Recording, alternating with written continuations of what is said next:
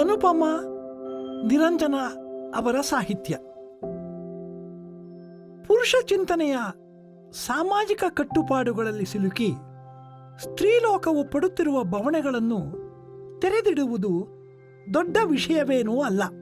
ಕಣ್ಣೀರನ್ನು ಉಕ್ಕಿಸುವಂತೆ ಈ ಕೆಲಸವನ್ನು ನಿರ್ವಹಿಸುವ ಸಾಹಿತ್ಯ ಕೃತಿಗಳ ಸಂಖ್ಯೆಗೆ ಕೊನೆ ಮೊದಲಿಲ್ಲ. ಮಹಿಳಾ ಕೇಂದ್ರಿತ ಎಂಬ ಹೆಸರಿನಲ್ಲಿ ಬರುವ ಬಹುತೇಕ ಕಲಾಕೃತಿಗಳು ಇದನ್ನೇ ಮಾಡುವುದುಂಟು.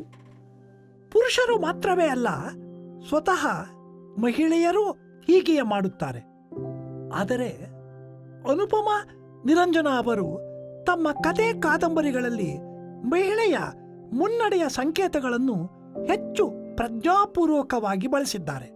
ಅಂದರೆ ಸಾಮಾಜಿಕ ವಾಸ್ತವಗಳು ಏನೇ ಇರಬಹುದು, ಅವನ್ನು ಮೀರಬಹುದಾದ ಸಾಧ್ಯತೆಗಳನ್ನು ಅವರು ನಿರೂಪಿಸುತ್ತಾರೆ. ಅನುಪಮ ಅವರು ತಮ್ಮ ಸೃಜನಶೀಲತೆಯ ಪ್ರಬುದ್ಧತೆಯನ್ನು ತಲುಪಿದ್ದ ಹಂತದಲ್ಲಿ ಬರೆದ ಕಾದಂಬರಿ ಮಾಧವಿ. ಈ ಕಾದಂಬರಿಯಲ್ಲಿ ಅವರು ಪುರುಷ ಚಿಂತನೆಗೆ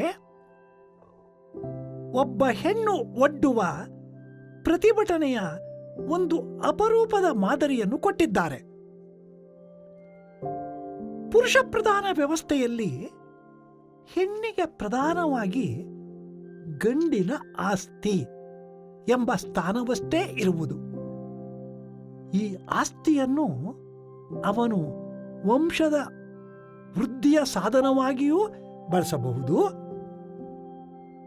ವ್ಯವಹಾರ ವಹಿವಾಟುಗಳಿಗೆ ಒದಗುವ ಬಂಡವಾಳವಾಗಿಯೂ ಬಳಸಬಹುದು.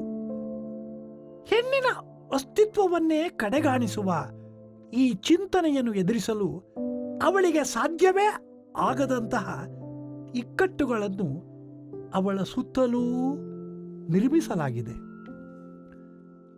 ಅನುಪಮ ಅವರು ಸೃಷ್ಟಿಸಿರುವ ಮಾಧವಿಯದು ಕೂಡ ಇಂಥದೇ ತೀವ್ರ ಅಸಹಾಯಕ ಜೀವನ ಸಂದರ್ಭ. ಹೇಳಿಕೊಳ್ಳುವುದಕ್ಕೆ ಅವಳು ರಾಜಕುಮಾರಿ, ಆದರೆ ತಂದೆಯ ವ್ಯವಹಾರದ ಗೋಜಲುಗಳಿಗೆ ಅವಳು ಬಲಿಯಾಗುತ್ತಾಳೆ. 5 ಬೇರೆ ಬೇರೆ ರಾಜರುಗಳಿಗೆ ಅವಳನ್ನು ಅಡ ಇಡಲಾಗುತ್ತದೆ. ಮಕ್ಕಳನ್ನು ಹೆತ್ತು ಆಯಾ ರಾಜರಿಗೆ ಅವನ್ನು ಒಪ್ಪಿಸಿ ಇನ್ನೊಬ್ಬನ ರಾಜನ ಬಳಿ ಹೋಗುವ ದಾರುಣ ಬದುಕು. ಆದರೆ ಲೇಖಕಿಯು ತಮ್ಮ ಮಾಧವಿಗೆ ಇಂಥ ದಾರುಣ ಸಂದರ್ಭದ ಎದುರು ಪ್ರತಿಭಟಿಸುವ ಸಾಮರ್ಥ್ಯವನ್ನು ಕೊಟ್ಟಿದ್ದಾರೆ. ಆದರೆ ಹೆಣ್ಣಿಗೆ ಸಿಗುವುದಾದರೂ ಏನೋ? ತ್ರಿವೇಣಿಯವರ ಮೀರಾ ತಾನು ಇಟ್ಟ ಹೆಜ್ಜೆಗೆ ಆದ ಸೋಲನ್ನು ತೆಪ್ಪಗೆ ಸ್ವೀಕರಿಸುತ್ತಾಳೆ.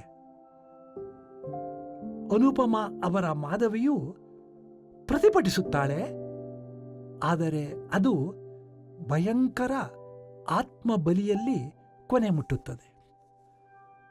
ಅನುಪಮ ಅವರೇ ಬರೆದ ಇನ್ನೊಂದು ಸಣ್ಣ ಕಥೆಯಲ್ಲಿ ವಿವಾಹಿತ ಸ್ತ್ರೀಯೊಬ್ಬಳು ಗಂಡನ ಸಮಕ್ಷಮದಲ್ಲೇ ಅತ್ಯಾಚಾರಕ್ಕೆ ಒಳಗಾಗುತ್ತಾಳೆ. ಆ ಗಂಡ ಮಹಾ ಔದಾರ್ಯ ತೋರುವವನಂತೆ ಅವಳನ್ನು ಮನೆಯೊಳಕ್ಕೆ ಕರೆದುಕೊಳ್ಳಲು ಮುಂದಾಗುತ್ತಾನೆ. ಆದರೆ ಕಲುಷಿತೆಯಾದ ಅವಳಿಗೆ ತಮ್ಮ ದಾಂಪತ್ಯದ ಬದುಕಿನಿಂದ ಹೊರಗೆ ಉಳಿಯುವಂತೆ ಆದೇಶಿಸುತ್ತಾನೆ. ಈ ಅವಮಾನವನ್ನು, ತನ್ನದಲ್ಲದ ಅಪರಾಧಕ್ಕೆ ವಿಧಿಸಿದ ಶಿಕ್ಷೆಯನ್ನು ಆಕೆ ಪ್ರತಿಭಟಿಸುತ್ತಾಳೆ. ಗಂಡನ ಆ ತೋರಿಕೆಯ ಔದಾರ್ಯವನ್ನು ನಿರಾಕರಿಸಿ ಮನೆಯಿಂದಲೇ ಹೊರ ನಡೆಯುತ್ತಾಳೆ. ಇಲ್ಲಿಯೂ ನಿಜವಾದ ಶಿಕ್ಷೆ ಆದದ್ದು ಹೆಣ್ಣಿಗೇನೆ. ಒಬ್ಬ ಹೆಣ್ಣು ತೋರಬಹುದಾದ ಇಂಥ ಪ್ರತಿಭಟನೆಯ ಮಾದರಿಗಳನ್ನು ಅನುಪಮ ಅವರಿಗಿಂತ ಮುಂಚಿನ ತ್ರಿವೇಣಿಯವರು, ಅವರಿಗೂ ಮುಂಚಿನ ಕಾತ್ಯಾಯಿನಿಯವರು ತಮ್ಮ ಕಥೆಗಳಲ್ಲಿ ಕಾಣಿಸಿದ್ದಾರೆ. ಹಾಗಾಗಿ ಅನುಪಮ ಅವರು ಹೇಳುವ ಪ್ರತಿಭಟನೆಯ ಮಾದರಿಯು ತಮ್ಮದೇ ಸ್ತ್ರೀಲೋಕದ ಒಳಗಿನಿಂದ ಕಂಡುಕೊಂಡದ್ದೋ ಅಥವಾ ಅವರು ಸ್ತ್ರೀವಾದಿ ಚಿಂತನೆ ಹಾಗೂ ಪ್ರಭಾವಗಳಿಂದ ಪಡೆದುಕೊಂಡದ್ದೋ ಎಂಬ ಪ್ರಶ್ನೆ ಬರುತ್ತದೆ. ಏಕೆಂದರೆ ಸಮಕಾಲೀನ ಸಾಹಿತ್ಯ ಪರಿಸರದಲ್ಲಿ ಸ್ತ್ರೀವಾದಿ ಚಿಂತನೆ ಹಾಗೂ ಪ್ರಭಾವಗಳು ಗಾಢವಾಗಿಯೇ ಕಾಣಿಸುತ್ತವೆ. ಅಂಥ ಅಭಿವ್ಯಕ್ತಿಯು ಎಷ್ಟೋ ವೇಳೆ ಬೌದ್ಧಿಕ ವಿದ್ವತ್ತಿನ ಒಂದು ಗುರುತಾಗಿ ಮಾತ್ರವೇ ಇರುವುದೂ ಉಂಟು. ಮಹಿಳೆಯರು ಮಾತ್ರವೇ ಅಲ್ಲ, ಪುರುಷರು ಕೂಡ ಇಂಥ ಸ್ತ್ರೀವಾದಿ ಚಿಂತನೆಯನ್ನು ಬಳಸುವುದಿದೆ. ಮಹಿಳಾ ವಿಷಯಗಳನ್ನು ಹೀಗೆ ಪ್ರಸ್ತಾಪಿಸುವ ರೂಢಿಯೇ ಹೆಚ್ಚಾಗಿ ಕಾಣಿಸುವುದು. ಇಂದಿಗೂ ನಮ್ಮ ಸಾಹಿತ್ಯದಲ್ಲಿ ಸ್ತ್ರೀಲೋಕದ ಅನುಭವಗಳು 2 ಬಗೆಗಳಲ್ಲಿ ಪ್ರಸ್ತುತಗೊಳ್ಳುತ್ತವೆ. 1ನೆಯ ಬಗೆ, ಸ್ತ್ರೀಲೋಕದ ಒಳಗಿನಿಂದ ಬಂದ ಧ್ವನಿ ಹಾಗೂ ದೃಶ್ಯಗಳು ಪ್ರಸ್ತುತಗೊಳ್ಳುವ ಮಾದರಿ. 2ನೆಯ ಬಗೆ, ಸ್ತ್ರೀವಾದಿ ಚಿಂತನೆ ಚಳುವಳಿಗಳು ಮುಖ್ಯ ಸಾಮಾಜಿಕ ಸಂದರ್ಭಗಳು ಎನಿಸಿವೆ ಎಂಬ ಕಾರಣಕ್ಕೆ ಸ್ತ್ರೀಲೋಕದ ಹೊರಗೆ ಉಳಿದೂ ಕೂಡ ಅದರ ಪರವಾಗಿ ಮಂಡಿಸಲಾಗುವ ವಾದಗಳು ಪ್ರಸ್ತುತಗೊಳ್ಳುತ್ತಿರುವ ಮಾದರಿಯೂ ಕೂಡ ಪ್ರಧಾನವಾಗಿಯೇ ಕಾಣುತ್ತದೆ. ಲೇಖಕಿಯರು ಮಹಿಳಾ ಮುನ್ನಡೆಯ ಬಗ್ಗೆ ಎಷ್ಟೋ ಸಕಾರಾತ್ಮಕ ಆಶಯಗಳನ್ನು ಕಲ್ಪಿಸಬಹುದು. ಆದರೆ ಬಿಗಿ ಸರಪಳಿಯ ಸ್ತ್ರೀಲೋಕದ ಬದುಕಿಗೆ ತೆಪ್ಪಗೆ ಸಹಿಸುವ ಅಥವಾ ಪ್ರತಿಭಟಿಸಿ ಸಾಯುವ ಅನಿವಾರ್ಯಗಳು ಮಾತ್ರವೇ ಉಳಿಯುವುದು.